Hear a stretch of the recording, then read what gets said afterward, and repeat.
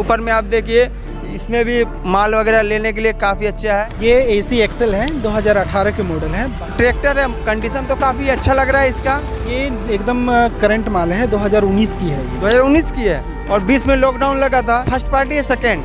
ये first party.